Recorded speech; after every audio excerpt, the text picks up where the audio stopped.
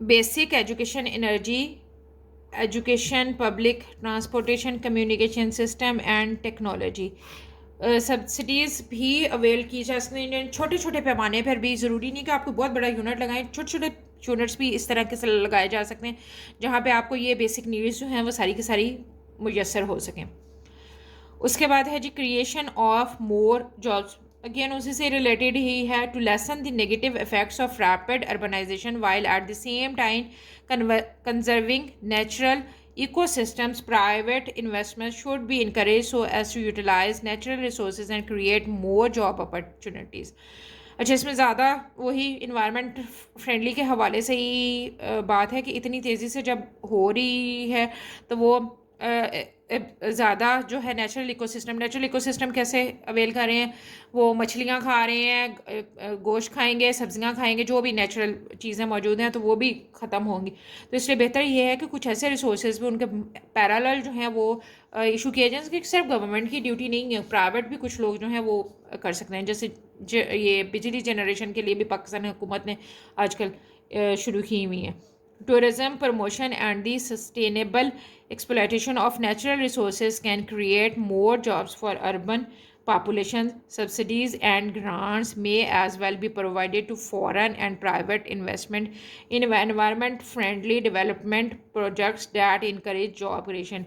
उन सब के साथ ज़रूरी ये है कि वो environment friendly हो। environment friendly के लिए पहले हमने जैसे ना जो हम चैप्टर पढ़ रहे थे जब हम कॉलेज आ रहे थे तो उसमें हम पढ़ रहे थे कि जो आप उसकी फिजिबिलिटी पहले ही बना रहे हैं, आप जो भी प्रोजेक्ट बना रहे हैं, आपने कोई इंडस्ट्री लगानी है, कोई काम शुरू करना है, तो आपको ये पता हो कि इसमें से ये गैस खारिज होगी और इसको आपने डिस्पोज ऑफ कैसे करना है। ठीक है, तो कोई भी काम शुरू करना है तो इन्वायरमेंट फ्रेंडली का मतलब यहाँ पे यही है कि इन्वायरमेंट फ्रेंडली आपने जो चीज़ें हैं वो प्रमोट करनी है।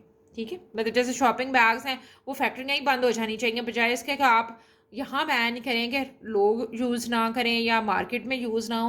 वो बैग्स, शॉपिंग बैग जो बनाती हैं कंपनीज, उनको बंद कर दें आप। पॉपुलेशन कंट्रोल, बेसिकली सबसे मेन रीज़न जो अर्बनाइजेशन की है वो यही है कि पॉपुलेशन जो है वो ज़्यादा बढ़ती जा रही है, जिसकी वजह से ज़रूरत भी है। अब एक बंदा है, उसके 5 बच्चे हैं, ठीक है, अब वो 5 बच्चे जो वो 5 फैमिलीज़ बन गए हैं, वो उस एक घर में नहीं रह पाएंगे। 2 अगर उस घर में रह रहे हैं तो 3 को तो मूव करना ही पड़ेगा ना, उनके लिए मज़ीद वो जो है जगह जो है वो चाहिए होगी। ये वाला हमने पावर्टी में भी पढ़ा था। ठीक है, आप यहाँ से भी उसके अंदर ऐड कर सकते हैं कि state holders in urban areas most provide campaigns and counselling for effective medical health clinics and family planning to help reduce the high rates of population growth.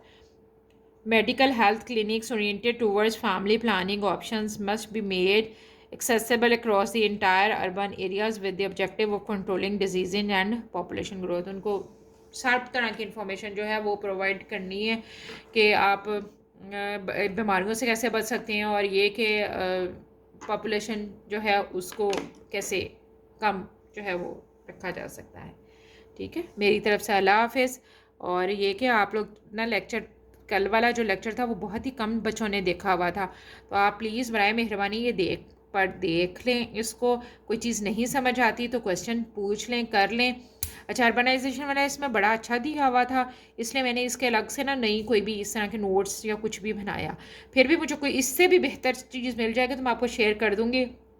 फ़िलहाल के लिए आपने जो है वो यही ज़रूरी याद करने हैं, अर्बनाइजेशन है उसके जो इफ़ेक्ट्स और सलूशन है ये मेन ज़्यादा इम्पॉर्टेंट है, और जो अर्बनाइजेशन की रीज़न्स हैं उनको भी आपने याद करना है, जैसे मैंने पहले भी बताया कि शॉर्ट क्वेश्चंस के लिए भी आ सकता है। ठीक है, ओके, मेरी तरफ से अल्लाह हाफ़िज़।